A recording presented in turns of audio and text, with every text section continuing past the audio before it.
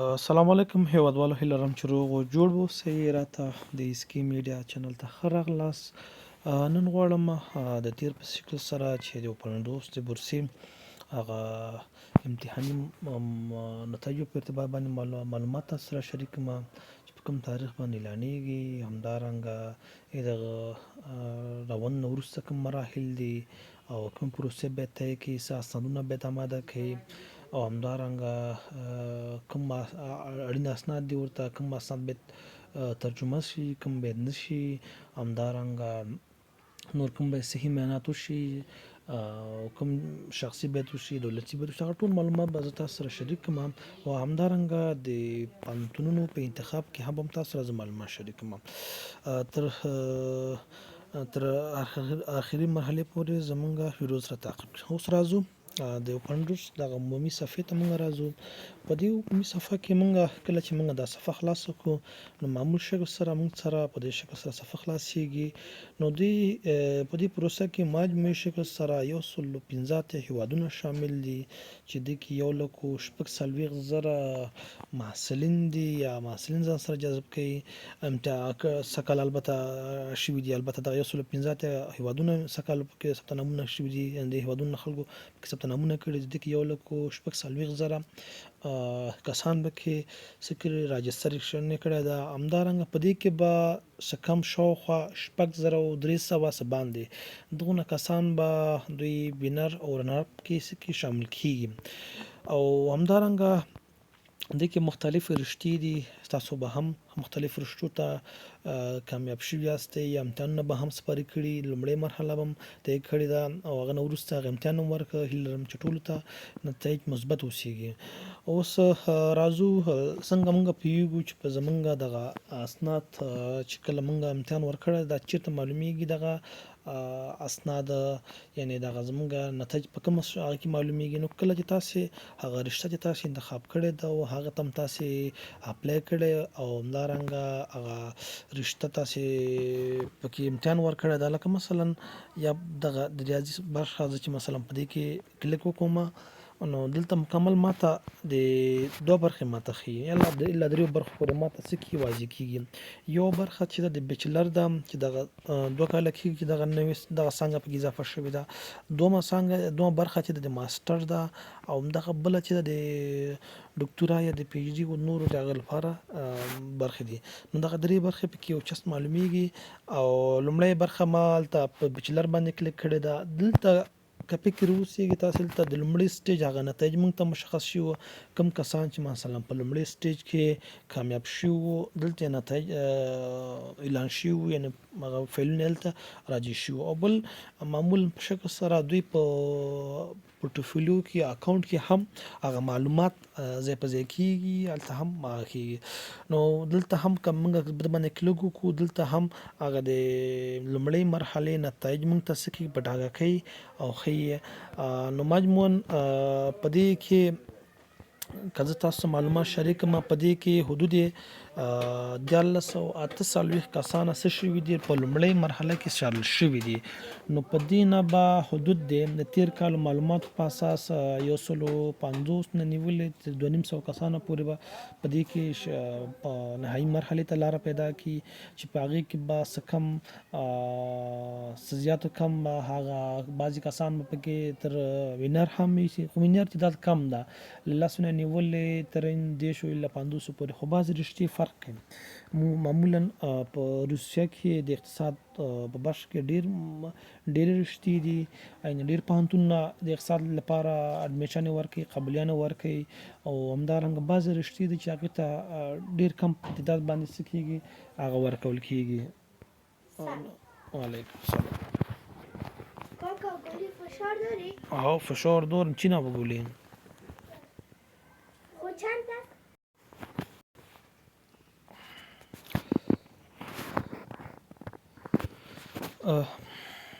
نو بنان د بیچلر البته گفتم که نمی قسم ایران میشم.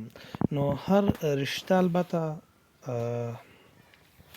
همدارنګه تاسو ته چې مونږ وویلې په بیچلر کې هم په دې شکل سره اعلانېږي او همدارنګه چې ماستري ته لاړ شو ماستري کې هم کله چې نتایج اعلان شي په دې ګزینه باندې به تاسو کلیک وکړئ ماستري کسان په دې ګزینه د ډاکټرا او ماستري نو سږکال د ډاکټرا او ماستري لیست دواړه یو شوی ده تیر کال په دې شکل سره نه و سږکال یو شوی ده نو په دغه ساحه کې ګورئ دغه خو لومړی سټیج هغه نتایج دغه اعلان ساحه کې په دغه ساحه کې بدلته به تاسو ته له خیره سره 3 الا 4 ورځې وروسته بدلته به د وینر لیست وینر او رنر اپ لیست به اضافه شي چې په دې شکل سره به تاسو د وکتور باندې به کلیک کوئ او ډاونلوډ او تاسو معلومیږي همدارنګ به تاسو اکاونټونو کې هم مشخص کیږي چې چیرته کم شي اوسېږي یا ناکام شي اوسېږي په واضح شکل سره به تاسو لیکلي که چیرته کم شي اوسېږي تاسو ته د مبارکي پیغام لیکي همدارنګ که ناکام شي واستئ تاسو ته واضح لیکي تاسو په سکل کم شي ناستئ بل کال ته کوشش وکړئ نو بنان دا و د هغه معلومات البته او بل دلته منګه کم تاریخ باندې دا نتایج معلومیږي هغه تاریخ به هم تاسو سره مشخص کوم چې په دغه تاریخ هم دغه تاریخ ده ځکه تیر کال مطابق باندې په دغه تاریخ باندې دوی خپل نتایج اعلانوي تیر کال هم په دغه تاریخ باندې اعلان کړي لومړی سر کې دوی دغه نتایج اول سپتمبر نه شروع کړي او راجستریشن او بیټ پورټفولیو همدارنګه د نومبر هم میاشت کې هم همدارنګه د نومبر نو وروسته دلته په دې دسمبر کې هم دوی هغه نهایي امتحان نتایج چې په دې شکل سره د هر رشتې لپاره بیلابیل ټایم ټاکلو چې په دغه تاریخ باندې دغه نتایج یا دغه رشتې کول چې په دغه تاریخ باندې تاسو امتحان ورکړي او همدارنګه په 22 البته دغه 22 تاریخ ډیر مهم تاریخ ده ځکه په دغه تاریخ باندې احساس هغه د دومین مرحله هغه مزمشتي امتحان تاسو ورکړی ده په انلاین شکل سره د غي نتایج په دغه تاریخ باندې راوځي البته د بیچلر او د ډاکټرا د ټول البته په دې تاریخ باندې راوځي او د ماستر او نارنګ د هغه پی ایچ ډي والا احتمال شته چې د هغه له 22 نه 30 پورې راوځي او بل تاسو بیا په دغه تاریخ باندې تاسو کله چې نتایج راووتله نو تاسو کچیرته مثلا خدای نه خاصه تاسو ناکام شي یاستئ نتایجو مثلا تاسو وعلیکم السلام نو بنان په 22 دسمبر باندې نتایج اعلانېږي او بل تاسو سره مې ویل چې کله چې تاسو هغه امتحان نه مطمئن یاستئ نو مکمل نمرې تاسو وړي نو تاسو نمرې کمې درکړي په 22 نه تر 30 پر تاسو وخت درکې تاسو کول شي اپیل وکړي یعنی تاسو اعتراض وکړي او په دې شکل سره تاسو هغه کوم نمرې چې تاسو حق یې هغه تاسو ته به درکړي بعض وخت سیستم سکیږي چې زیاتره تیر کال هم په دې کوم کسانو چې البته نمرې لوړ کمې وړې وي خو دوی په نظر باندې نمرې ډېرې وي نه سوالونه پوره حل کړي خو ماګم سیستم ورته نمرې کم ورکړي نو دوی د اعتراض په شکل سره باندې دوی کمیټې ته اپیل وکړو په هغه شکل سره دوی ته بیرته خپل نمرې واپس کړي یعنی په دې شکل سره دوی هم د وینر او رنر په لیست کې اضافه شو نو بنان دا یو چانس ده په دې هغه کې تاسو کولای شئ اپیل وکړئ خو ته متوجه اوسئ یعنی بعض وخت کې سکیږي چې سیستم تاسو په نظر به سیستم یعنی سیستم فکر کوي چې ولا د نقل کړي ابلی صاحب د هغه صاحب د خنوري کمی کړی ده او تاسو چې هغه سوال باندې مطمئن اوسئ په هغه وخت کې تاسو کول شاپیل وکي او تاسو ته هغه کې هغه نو 22 نه 30 دسمبر پورې دا تاسو وخت لري او همدارنګ د 18 دسمبر نه وروسته چې تاسو هغه نتایج نهایي شول او همدارنګ نور اسناد هم تکمیل شو تر د اول مرحله او د دویم مرحله ټول نتایج برابر شو معلوم شو نو دوی نو وروسته کوم مرحله چې راځي هغه د اسناد ترجمه ده همدارنګ د اسنادو هغه لیګل اسکول دي چې او همدارنګ د پنتون انتخاب ده چې تر ټولو مهمه مسله د اسنادو لیګلایز ده همدارنګ د اسنادو ترجمه ده همدارنګ د پنتون انتخاب ده تاسو به داسې پنتون انتخابوي د تیر کال هغه محصلین چې تیر کال کامیاب شوي دي ورته او فلم لپاره روسیه کې دی هغوی سره هم په ارتباط کې اوسیږئ او همدارنګه زمونږ تلګرام هم تعقیبولی شئ چې کوم پنتونونه مونږ تاسو ته وایو همغه به تاسو انتخابوئ ځکه تیر کال مونږ ته معلوم دی چې کوم پنتونونه قبولي ورکوي نه ورکوي، کوم قبول پوهنتونونه افغانانو ته قبولي ورکوي یا نه ورکوي، نو په همغه اساس باندې دا مخې ته ځي. نو بنان د دغه په اساس او د دغه معلوماتو په اساس باندې دغه معلومات ځان سره سیف کوي او د راتلونکي لپاره او همدارنګه د خپل د پوهنتون انتخاب لپاره دقیق اوسیږي او چې څومره تاسې کوشش کوئ په همغه اندازه باندې تلاش هم ډېر وي، همغه په اندازه باندې تاسې کولی شئ مخکې لاړ شئ. خو ډېر حوصله غواړي دغه پروسه، معمولا د یو کال په جریان کې یا یو کال له ډېر لا وخت غواړي. هغه کسان چې لا تېر کال هم پکې دې پروسه کې کامیاب شوي لا تر اوسه نه دي تللي، یعنې ډېر لا هغه سوي دي. خو دوی یو سیستم لري چې په دې شکل سره لکه تېر کالونو په ارتباط که موږ وغږېږو نو یعنې تېر کال نه بل کال په 2024 کې یا 26 کال کې که موږ وغږېږو په 24 25 یا په 22 یا 21 کلونو کې 2021 کې نو ډېر تعداد محصلین له افغانستان نه بوتله، ځکه یو علت یې همدا و چې د هغوی د اوکراین سره جګړه نه وه، د هغې په اساس باندې دوی زیاته پیسې چې کړې وې تحصیل برخه کې وې او فعلا لپاره چې محصلین کم غواړي یا نظر افغانستان ته یعنې ډېر کم افغانان تېر کال لاړه، نو علت یې همدا ده چې دوی دغه هغه ځانګړې بودیجه د تحصیل په برخه کې نه ده کړې. که پخوا یې 100% ورکوله، اوس شاید 80% یا 50% یا 10% یا 40% بودیجه تحصیل برخه کې سرمایه گذاري کوي او اوس زیاتره برخه دوی په نظامی برخه کې لګولې. په دې خاطر باندې محصلین د هر کال په نسبت باندې دوی سکی کمی که چیرته په اسیا ختیځ کې یا غرب کې دغه جګړه یا نور هم هغسې کمه شي، نو دا احتمال ډېر شته چې سږ کال د تېر کال په نسبت باندې ډېر محصلین څه کړي جذب کړي او همدارنګه وکولی شي ډېر محصلین هم روسیه کې تحصیل وکړي. او بل زیاتره پوهنتونونه، البته د بعضې پوهنتونونو زه نومونه درته اخلم چې دغه پوهنتونونه تېر کال په اساس باندې ډېر افغانانو ته قبولي نه ده ورکړې، زیاتره یې رد کړي. په ډېر په سلو کې کم دانې قبیلې یو له هغه پوهنتونونو څخه د پیپل فرندشپ په نامه پوهنتون ده چې مشهور په رډن پوهنتون ده. دغه پوهنتون د تېر کال په 2025 کال کې له 24 نه 25 پورې دغه کال کې په سلو کې که کم دانه کسې بیولی نور فعلا لپاره یو هم محصل له دې پوهنتون نه نه دغه شوی نه ده قبول شوی، در حال کې دوی اسنادونه هم لیږلی شوي وو، ترجمه شوي هم وو، حتی زیاترو محصلینو اسنادونه هم په